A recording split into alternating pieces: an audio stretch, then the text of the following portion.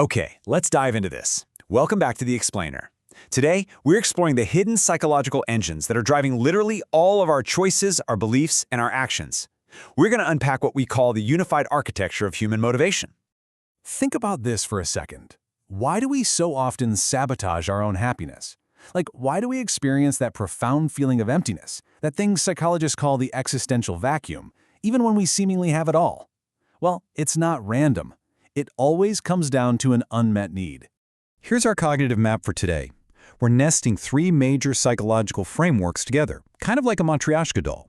We'll cover the architecture of motivation, the four personality needs, spiritual needs and self-determination, the will to meaning, and finally, auditing your life.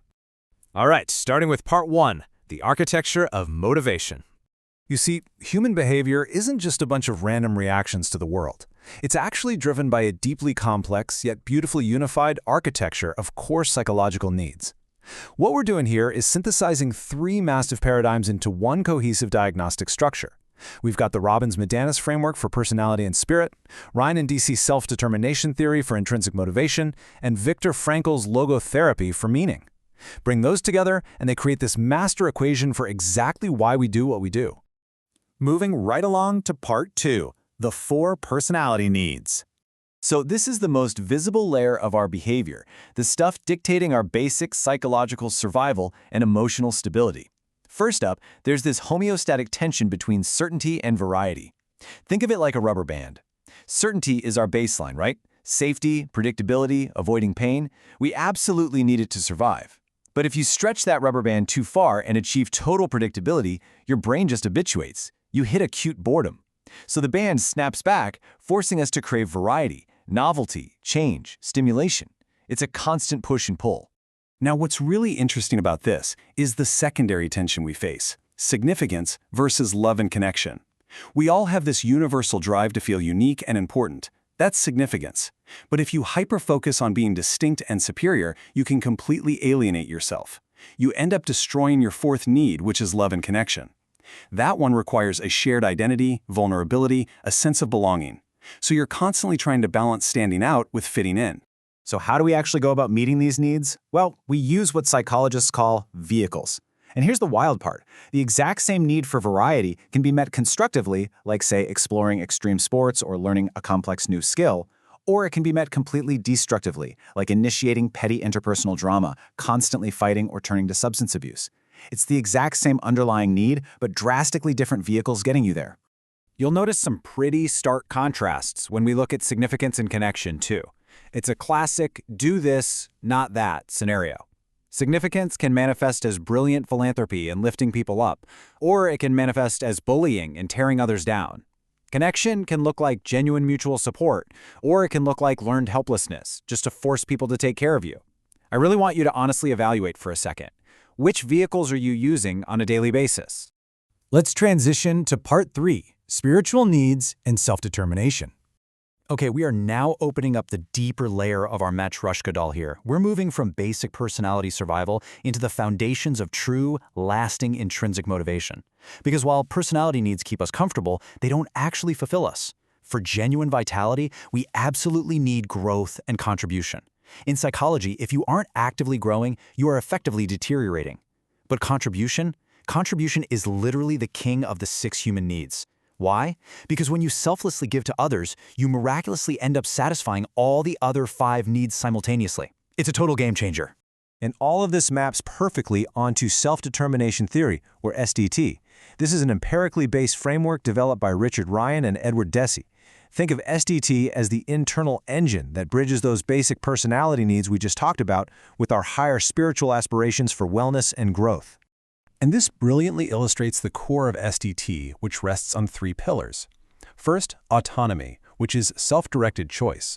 It perfectly balances our need for certainty and variety. Next is competence, or skill mastery, which naturally enriches our need for growth. And finally, relatedness. That's deep mutual belonging, acting as the ultimate bridge between connection and contribution. Which brings us to part 4, the will to meaning. We are now opening the final, deepest philosophical core of our matryoshka doll by bringing in the profound work of Viktor Frankl and existential logotherapy.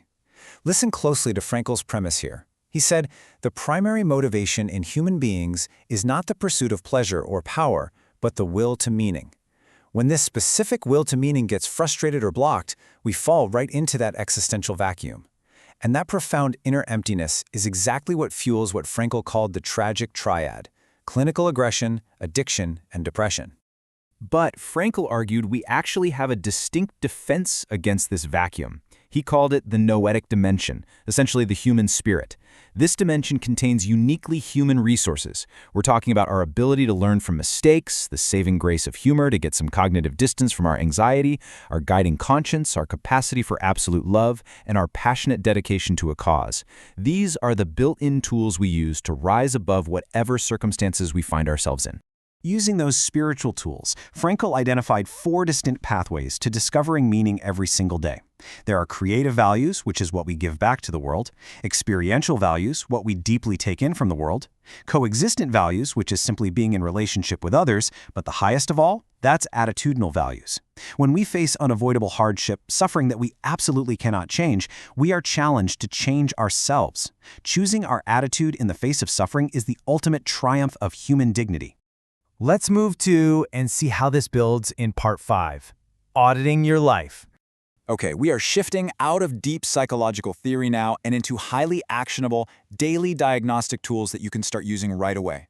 I want to ask you directly, what do you instinctively do when you are under immense stress? Like, do you withdraw and try to control everything around you? Do you lash out? Do you cling to other people? The stress testing diagnostic principle tells us that when we're under serious pressure, our cognitive defenses drop and our true dominant needs hierarchy is brutally revealed. To fix the mismatches we find when we're stressed, we need to perform a resource audit. Where are your time, energy, and money actually going? Are you spending hours doom scrolling just for a cheap hit of variety and certainty? Are you buying expensive status symbols purely for significance? By logging your current destructive focus, identifying the underlying need, and mapping it to a desired constructive priority, you can literally reallocate your life's resources. You move away from mere comfort and deliberately steer toward real growth.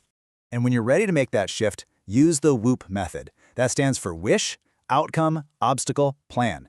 It's a brilliant behavioral habit shifting tool. Let's say your wish is to read more, and the outcome is competence. Well, your obstacle is late-night internet surfing. So your plan becomes a simple if-then statement. If I feel tempted to browse the internet late at night, then I will immediately open a physical book instead. You are actively, consciously replacing a destructive vehicle with a constructive one. But here's the catch. None of this higher-level meaning stuff works if your baseline physical certainty is a total wreck. That's where the 10-3-2-1-0 sleep formula comes in. It's super simple. 10 hours before bed, no more caffeine. 3 hours, no heavy food or alcohol. 2 hours, completely cease all work tasks. 1 hour, absolutely no screens. And zero snoozes on the morning alarm. Securing this biological baseline aggressively reduces anxiety. It creates the physical and psychological space you actually need for spiritual growth. So, the crucial takeaway here is that true human flourishing isn't just about finding yourself in comfortable circumstances, it's about intentional design. I want to leave you with this final, provocative question. If everything went perfectly in your life, what would that actually look like? Think about your core values, find your highest meaning, and start actively building the architecture of your motivation today. Keep exploring and keep growing.